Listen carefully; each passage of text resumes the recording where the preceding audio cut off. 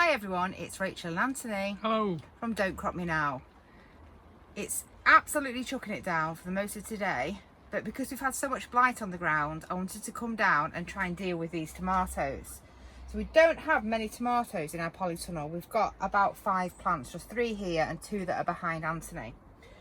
Because of the risk of blight, what I've decided to do is to chop the majority of this foliage off the leaves, allowing these tomatoes to continue to grow and ripen. And what I'll do here is I'll get a little paintbrush and just make sure we pollinated this last truss that's on here. I had already last weekend chopped the top off these as well, so they can't grow any higher. The reason why it's a good idea to take your leaves off is the leaves are the source of infection for blight.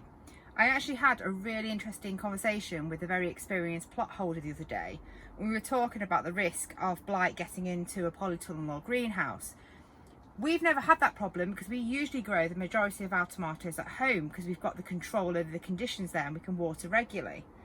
But quite a few of the greenhouses on our site have over the last month lost all their tomatoes to blight. And he was talking about the fact that it's related to whether you water your indoor tomato plants with rainwater. It's very logical when you think about it, because the blight is an airborne fungus, so those spores will be going into the air and then they get brought down with the rain, end up in your water butt, and you use that to water your plants. So I guess it's logical. Another thing you can do to reduce your risk of getting blight indoors or outdoors is when you are watering, only water down at the base of the plant, so you're not covering and creating a really humid atmosphere around all of your tomato leaves.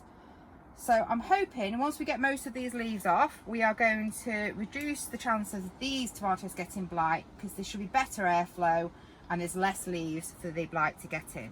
So if Anthony looks in, I'll just show you what I'm doing. So I'm just going, if I start with this plant, I am just going and taking off any leaves. If there's any of the suckers coming out that I forgot, I'll just do those as well. But obviously I'm leaving those tomatoes on. I will compost these leaves. There's certainly no sign of blight on them, perfectly healthy. And you can take the majority of the leaves off the plants. Don't worry about that, the tomatoes will still ripen. What I'll do with some of these is maybe just leave a couple of leaves at the top, but for this one I've already chopped these off anyway, so I'm not really worried about that.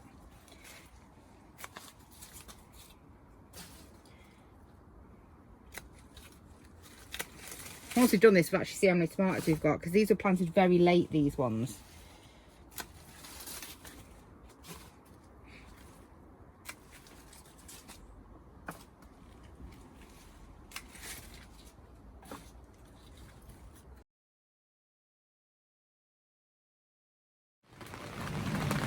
As you can probably hear, the rain has really restarted again, so it's quite noisy on the top of this polytunnel.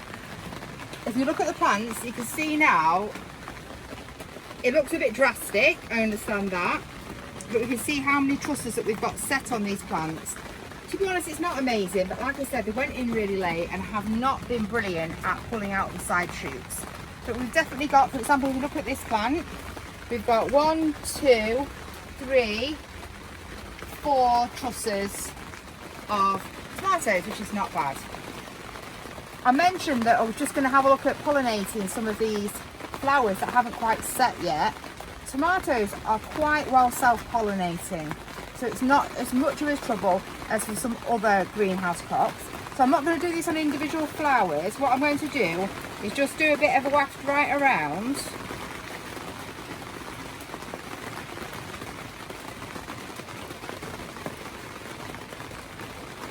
Just creating a bit, it's creating a bit of wind, if anything, more than anything. Because I imagine this week, even if we left the doors over in here, we would not get many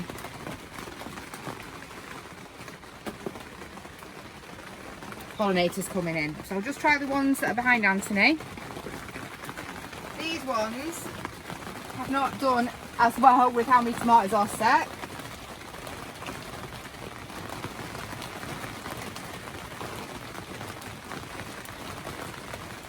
There's a lot of flowers, so you never know.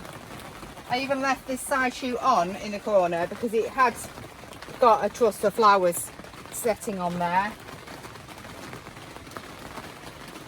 So fingers crossed they will set. Whilst we're in here, we'll just point out a few other things in the polytunnel that are doing really well. So Fancy just turns to his right.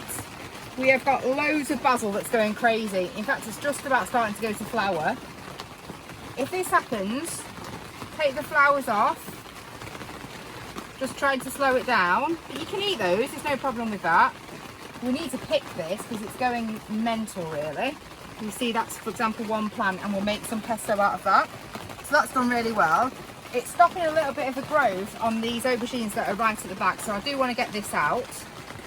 These radish that I left in here have gone to seed, but I'm leaving this just to encourage the pollinators to come in. And if you have a look at these aubergines on the end, are doing a little bit better. And we've certainly got some peppers, the green pepper there. So I'll probably use this same paintbrush trick on these aubergine plants. They're a bit more individual here. Just try to make sure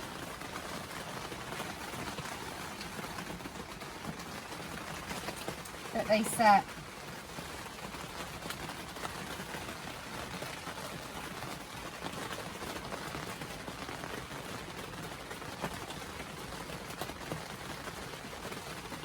We do actually have some aubergines right down at the bottom that need picking actually. I don't know if Anthony can see.